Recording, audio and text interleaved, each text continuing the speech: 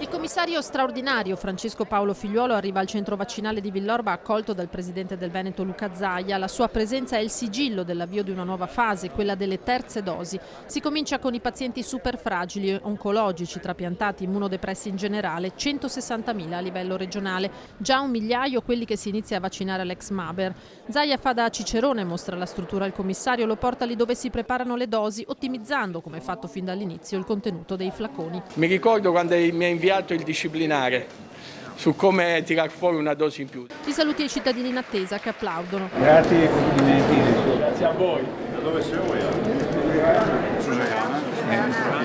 Il Veneto è pronto a somministrare la terza dose, cosiddetta booster, anche ad altre categorie come anziani e sanitari. Da qui la richiesta di Zaia al commissario. Noi vorremmo iniziare anche con le terze dosi per i grandi anziani, definiamoli così, di over 80, i sanitari, perché stiamo parlando di persone che comunque hanno avuto in molti casi la loro prima inoculazione dal 27 dicembre 2020. Nei prossimi giorni si darà presumibilmente il via libera per l'RSA, gli over 80 e i sanitari che sono in prima linea. EMA ed FDA non hanno autorizzato la terza dose, ma per Figliuolo non è un problema. Non c'è bisogno di EMA ed FDA per la terza dose, noi abbiamo i nostri sistemi, c'è l'AIFA e quindi abbiamo visto cosa fanno i paesi europei che sono vicini a noi e che ci fanno da riferimento, come la Francia o la Germania, cosa si fa al di là dell'Atlantico, cosa ha fatto UK, cosa ha fatto Israele.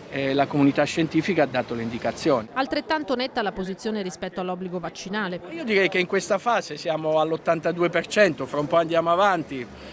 Secondo me molto spesso si fanno discussioni quasi sul nulla. Io dico che gli italiani sono molto più intelligenti di quello che qualcuno vuole farle sembrare. Prova ne è che le prenotazioni sono passate da una media di 4.500 al giorno in Veneto a 21.000, mentre il numero dei contagiati diminuisce. 298 contagiati nelle ultime 24 ore sono decisamente un numero basso.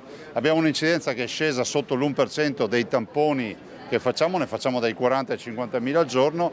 Se a questo ci aggiungiamo la dose booster, cioè la terza dose, si va nella direzione, io spero, di uscita dal tunnel e soprattutto di aver iniziato definitivamente la fase di convivenza con il virus, che è la fase endemica nella quale cominceremo a familiarizzare sempre di più e non avere i danni di prima.